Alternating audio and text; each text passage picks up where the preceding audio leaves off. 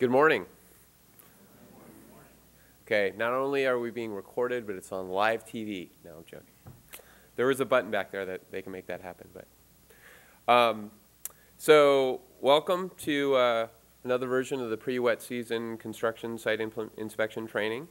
So I'm just going to give a brief overview of what we're going to go through today, what you can expect, and then I'll turn it over to Scott Taylor. So Scott Taylor is going to be up first with general erosion and sediment control. Then I'll go through both the requirements for the construction general permit and the MS4 requirements for the Santa Ana region. I'll then go through small sites. A lot of what we heard on comments from different inspectors is that they wanted to focus more of the training on the small sites as well as get perspectives from other inspectors. And so that's why we're bringing in the city inspector perspective with Jay Denny from the city of Irvine. We'll have the county's inspector perspective with perspectives from both Robin Lamont and Hunter Smith. And then again, as Jennifer mentioned, regional board was supposed to be here, but we will hopefully try to get some take-homes from them, and hopefully we'll have their presentation available online for you to review. So with that, I will now turn it over to Scott Taylor.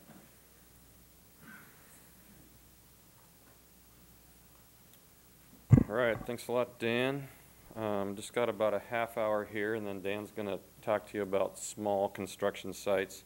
I'm going to talk about just the inspection process and erosion and sediment control. Want to start out with what to inspect. Obviously, at a construction site, sediment is the primary pollutant, so that's what we're most focused on. So the areas that have not reached final stabilization yet, the 70% vegetated coverage or some other type of coverage is going to be the primary one. Second to that would be erosion and sediment control. BMPs, you're looking not only are they installed correctly, but do they need any maintenance? And then you're looking for any potential release of soil or other pollutants, and we're looking at some potential situations in some of the pictures that I have later. And other potential pollutants on a construction site include obviously cement materials, oil. A lot of construction equipment leaks, and so you want to make sure that your site is always clean and clear of any oil stains on the ground or drips on impervious surfaces. Certainly trash, it's prohibited under the construction general permit and really in your municipal permit for any trash to leave the construction site at all. So that's why trash containers have to be covered at the end of every day so that if it gets windy at night, they're not discharging their contents. Portable toilets, it's really just all about placement. You want them back off the street so when they come and be cleaned, serviced, washed out, that non-stormwater isn't running down the gutter. And any other non-stormwater is really prohibited from leaving a construction site. There's outside of natural groundwater, there's not much that can be discharged into the storm drain system, and I'll talk a little bit more about that. Why are you out there? Well, you're looking to make sure the BMPs are installed correctly, as I said, and also point out if there's any failures or any maintenance needs.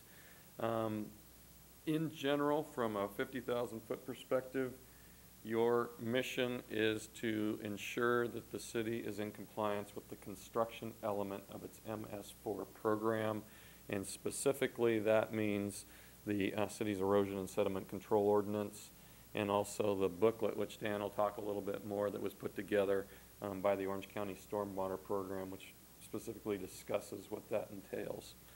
So that is your job in a nutshell. You're not there to enforce the construction general permit. That is the purview of the Regional Water Quality Control Board. But if you're not getting cooperation on the site, it is your obligation to notify the regional board and have them come out and be the heavy and be the enforcement. If you've gone through your normal escalation procedures and they haven't been effective, then your obligation is to contact the board and have them come. How to do your inspections: always start at the downstream of the site, and the reason is very simple. You're just looking for any pollution that has left the site or evidence of pollution that's left the site, whether that be staining, oil, or sediment, of course. Hopefully everybody has a digital camera either in their phone or just a separate camera, but taking pictures of issues and problems as documentation is absolutely key, worth 1,000 words. You want to inspect the BMPs from downstream to upstream, again, just looking for evidence of breaches or discharge of any pollutants. And then certainly you want to note the potential for or any evidence of pollution leaving the site. And got some pictures on that. Some of the key locations that you want to look at, certainly as I said, all disturbed areas. Disturbed areas before a rain event have to have some sort of erosion control down. You want to make sure that there are site perimeter controls, that all the conveyances like open V-ditches and things like that have perimeter controls around them and or ditch checks in them. If you're lucky enough to have a site that discharges directly to a receiving water, a stream, creek, bay, something like that, then you certainly want to pay extra attention to that interface, that edge between the construction site and the receiving water to make sure nothing is leaving the site and getting into the receiving water. All drain inlets have to have some sort of cover, inlet protection. And also looking at storm drain outfalls and discharge points, you're really looking mostly for trash and any evidence of sediment being discharged at that location, because usually where you have a pipe outfall, you're going to have an expansion. The velocity is going to drop off, so the dirt and trash and things tend to accumulate right at the outlets. So it's a good method for you if there's an outfall nearby to go and just check that out and see if there's anything coming off of your construction site that shouldn't be. Some of the things to look at specifically, stockpiles, you know, those have to be covered if they're not actively being used, and certainly that's for not only erosion but also for wind, dust control. All of your solid waste containers have to be covered, as I said, sanitary facilities set back, all the hazardous materials stored under cover and contain, cargo containers. The fueling areas have to be clean, no spilled fuel, has to be a spill kit there. If you have a waste or borrow site associated with the construction and say it's off-site, it doesn't get a buy just because it's physically detached from the construction site. All of the requirements of the permit and your ordinances apply to the waste and borrow site as well. And then I think everybody's kind of got the concrete washout areas down now. They have to be there. They have to be watertight. And the concrete waste actually has to make it into the washout, not just near it, because we're very concerned about any cement residue that can change the pH of runoff water. So let's talk about the erosion and sediment control BMPs. As I said, all disturbed portion of the site before the rainy season has to have some sort of erosion control. So soil binders is, you know, your first and easiest and cheapest way to go. It's just a clear liquid, usually clear, that can have dye added to it. Things like earth guard fall under this, polyacrylamide, and it's good for about one storm event. Hydraulic mulch is the next product up. It's a binder mixed in with wood fiber. This stuff goes on about 1/4 inch thick, and it'll last a couple of storm events. So if there's not going to be any earthwork done for a few months, this is probably something that would be good, but you'll be looking for adequate coverage of this material, and then going forward making sure that it's not spent and done and you're starting to get erosion. If you've done final, quote, landscaping, but it doesn't reach final stabilization, which is the 70% coverage rule, you may want to be looking at something like landscape mulch. This stuff goes on really thick, and it's the best kind is the fibrous, kind of shredded mulch that's going to stick together as opposed to just be mobilized by runoff and float away. This can get you to that final 70% coverage level. Another option, bonded fiber matrix, a very pricey, expensive product, but also performs very well. It costs $6,000 or so an acre to put down, but this stuff will last several years and will actually help plants germinate. So, you know, there's flexible growth medium as a type of BFM. It retains a lot of water, and so you can get volunteer vegetation up through it over a couple of rainy seasons, but it'll prevent erosion during those rainy seasons. Straw mulch, good standby. If it's put down in the right quantity and has good coverage, it's hard to beat, particularly if you put down a binder first, then straw mulch, and then punch it in, or a binder over the top. But you're getting excellent, excellent erosion control. Just keep in mind that it's flammable. A new product that's out there is wood straw, it's called, and you can type in wood straw in Google, and there's a website, the manufacturer of this will come up. We're using this in kind of out backcountry areas, so in urban areas may not have quite as much application, but just because I haven't seen it there yet, it might be something to consider. It's very heavy. It's actually made from waste wood at wood, processing facilities. So they gather this up and they put it into long strands, and it does kind of resemble a straw. Goes down pretty thick. As I said, it's heavy. It doesn't need to be punched or tacked in. So might be something that will gain some traction if you've got large areas that need to be stabilized. I think it's something that could substitute for like bonded fiber matrix, for example. And then if you really want to open your wallet, there's always mats. Just make sure if you're out on a site that the mat is put down on absolutely, absolutely smooth base. You don't want it track walked. You don't want dirt clods. You don't want any surface undulations or things like that, because it's not going to work if the mat isn't in contact with the soil. So it has to be put down correct on a well-prepared subgrade and then stapled down to make sure that you have contact with the soil. If that's done, it's going to work really well.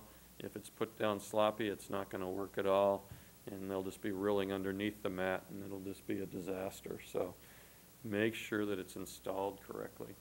Yeah. Yeah, the track walking is going to create these ridges. It's going to lift the mat up off of it, and it's going to reduce the effectiveness. Yeah, it's just got to be bladed smooth. Absolutely. Hydroseed, if you can, you want to get stuff growing, now is the time to hydroseed. Put down your hydroseed, which is water, fertilizer, seeds, and then put down a week later a shot of mulch over the top to keep everything in place with the binder in it, and then pray for rain. If it doesn't rain, it's probably going to be tough. You'll have to, water it, but right before the rainy season starts is where you want to do your hydroseed. Or any time of year if you've got like a highline irrigation system, but absent that, you want to be doing it in October, November, something like that. So talk a little bit about the erosion controls. Silt fence, just make sure that it's used for shallow sheet flow, unconcentrated flow, that it's put on a contour, and that the fabric's trenched in. You've all seen the abuse of silt fence, right? It's the most abused BMP. It's running down the fall line. It's used to demarcate the property line, creates a preferential flow path. You get erosion along it. None of that stuff is helping the cause. So just make sure that it's used appropriately and installed correctly. If you do have concentrated flow, which is certainly not what silt fence is for, you want to go to a sediment basin.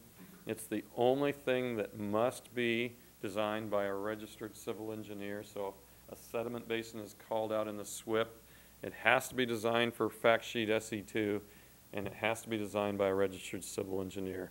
You can grab the fact sheet for free off the State Board's website and also the CASCA website. Got to have basic things like an outlet structure and an engineered spillway. Fiber rolls, real similar in application to silt fence. It needs to have intimate contact with the soil. If you can see light underneath it, it's not going to work because it's for shallow, unconcentrated flow. Water comes up and hits it, stops, and then has to restart down the slope again and gain energy. So you're looking to space these things so that you don't get rilling in between the fiber rolls. If you've got rilling in between the fiber rolls, either it's not in contact with the soil or they're spaced too far apart. The permit has a table in there that requires a minimum spacing, but I go with the visual method. If there isn't rilling, it's good. If there is rilling, it's not. It's pretty simple. So make sure that they're installed correctly and that there's no rilling in between them. If there is, you need to either fix the installation or add another row. Gravel bag berms, very similar again. It's a good perimeter control, but the main use of these, I think now, is for check dam type installations. If you've got an undercut street, you can put in gravel bags and they will stay put and pond a little bit more water and take a little bit more abuse. But it's the same principle as the straw wattles. How do you know that you have the bags frequently enough? If there's rilling in between them, you don't. If there isn't, you do. And on steep areas, you're going to need a lot of rows of gravel bags because you're trying to stop the water and then it has to reaccelerate again, and you're going to stop it right when it starts getting to erosive velocity levels. Everything's got to be, all the inlets have to be protected. It's great to have fabric down in the non-rainy season, keeps the dirt and trash out of the storm drain system. Just make sure it's not there when it rains. You want to go with the gravel bags, again, to pond the water around the inlet. You don't want to ever try to filter any water going through an inlet because it's not going to keep up with the volume of water, and you're going to end up with flooding, safety problems, and issues trying to unclog the inlet. Everybody's got to have a construction entrance. The rock is going to do a good job during the dry periods in the dry season. It's not going to work if you have clay soils, which is 90% of the county, and when the clay gets even a little bit wet. In that case, you're going to have to insist on going to a wheel wash. Well, you don't have to tell them means and methods, but you have to insist on a clean street.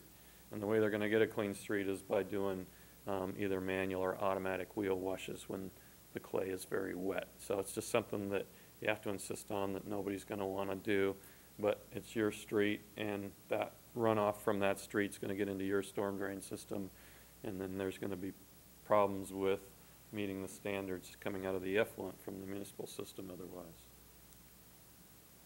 Dewatering, just as I mentioned earlier, you need a permit most likely to dewater from a construction site. If you have natural uncontaminated rising groundwater, that can still be discharged.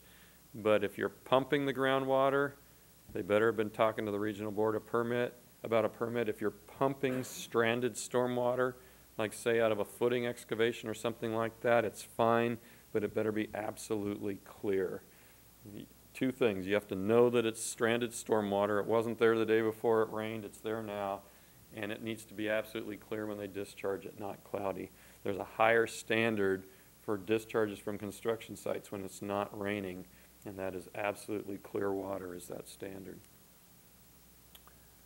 All the material just needs to be covered and contained up under, and there should be no excuses for that.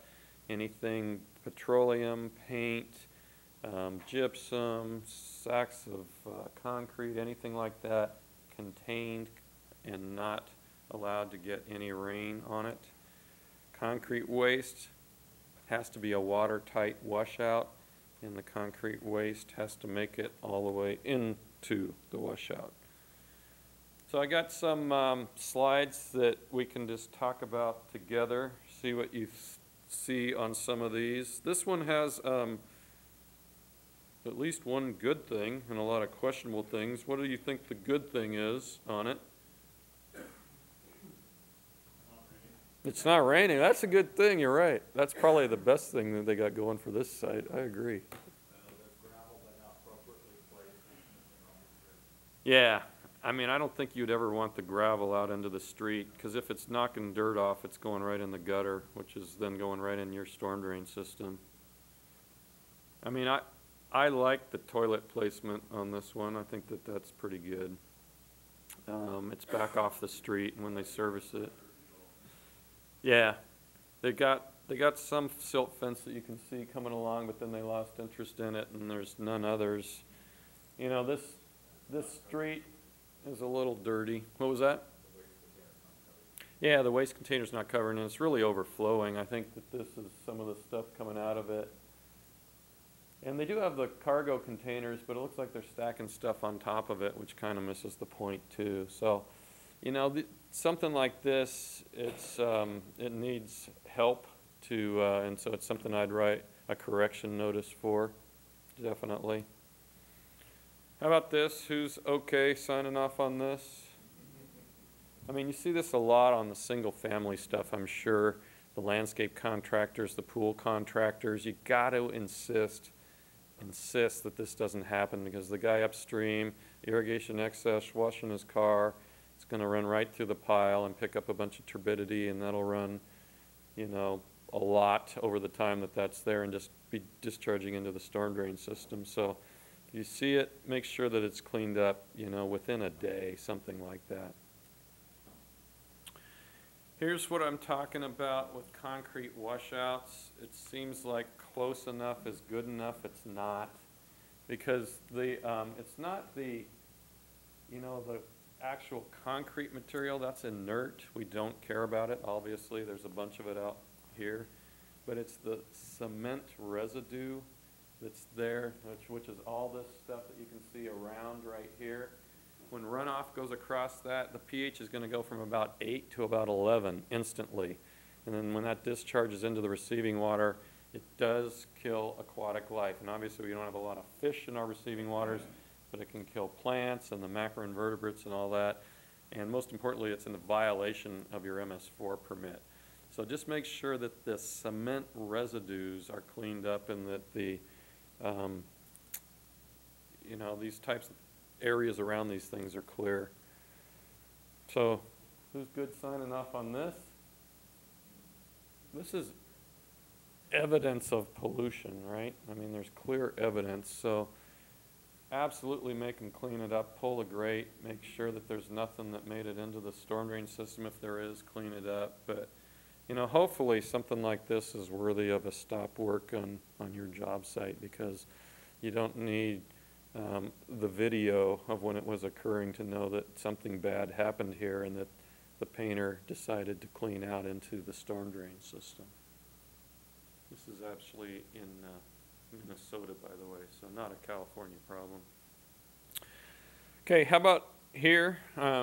Issues.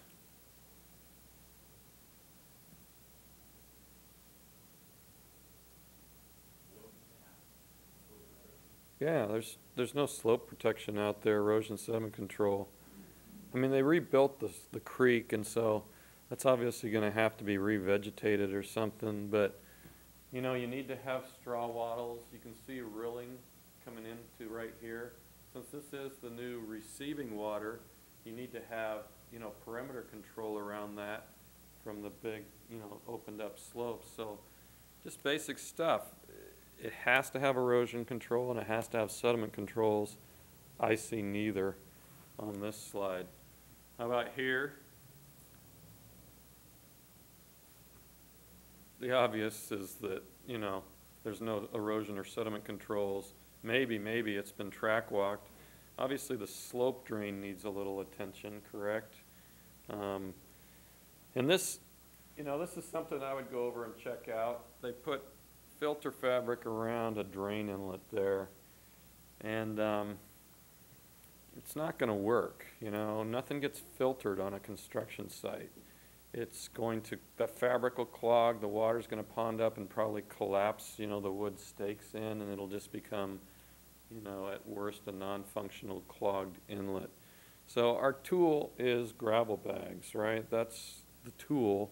So until we have a better tool, let's deploy the tool and have them fix the slope drain while they're at it, and fix the rilling that's going on up here, and put some erosion control there. Everybody good with this? Track out, obviously, there's no construction entrance here, and I'm not really seeing too much perimeter in the way of perimeter controls either. Two basic basic things that have to be at every site. So, you know, hopefully in your book this warrants a stop work at the site, because it's just basic stuff, and there's obviously a violation going on in the street. And the single orange cone just doesn't cut it for a BMP. How about here? I mean, this is why every inlet within the construction zone, even within the laydown area in the courtyard and stuff, needs to be covered. So, you know, have them clean this up, yank the grate, clean the sediment out of the drain box, and hopefully that would be done within 24 hours, something like that.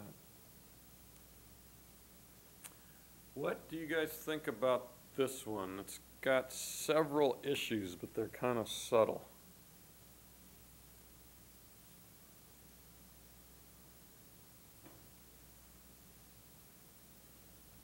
Anybody?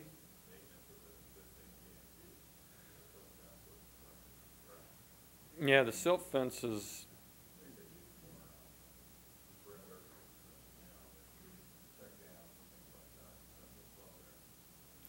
yeah, my biggest problem with this is the check dams weren't built right. You can see the second one up is getting flanked, right? It needs to be extended, because what happens is the water comes up behind a check dam, it's going to pond, and the water level is going to rise. And if they just have a little bit of rock piled in, what they see is then the bottom of the stream, it's going to flow around it, and it's just going to start eroding, right?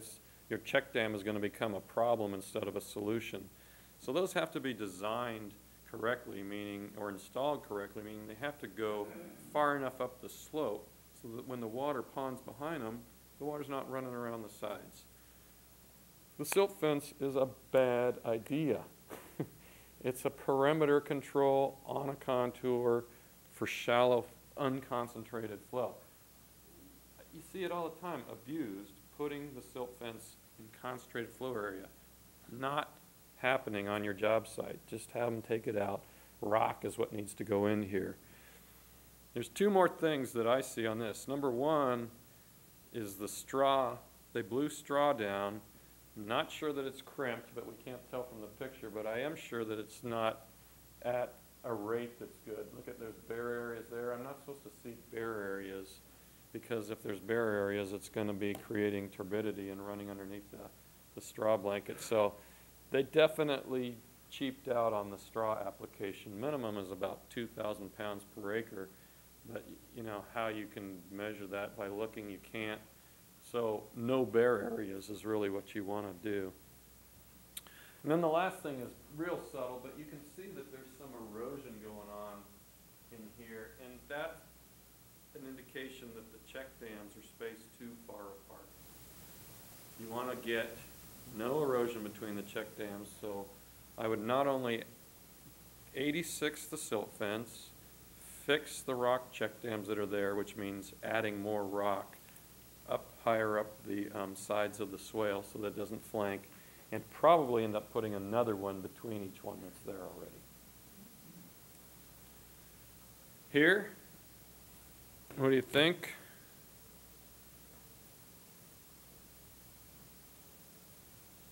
We got an erosion problem, right? They stuck the pipe into, I think what's going on here, you see this is a roadway up here. They just put some gravel bags on the pipe. This looks like a 4-inch pipe. It's really hard to get much water, as you know, in a stormwater situation into a 4-inch pipe. You have to have a lot of head, a lot of ponding. So I think the water's just flowing over the curb and then cut a gully down this slope, and it's just essentially bypassing the pipe, so you get this little sediment delta here. And if you get that much material built up, there was a lot of turbidity that went into the storm drain system. So on something like this, it's just absolutely not working, and it needs to be corrected. You don't have to tell them how to correct it, but the pipe's too small, the inlet configuration isn't working. The net result is you got a gully in a 2-to-1 slope that needs to be repaired and can't go on that way. So this is the softball for you guys, right? Wrong application of silt fence. Obviously, there's not any other kind of erosion controls on this area too.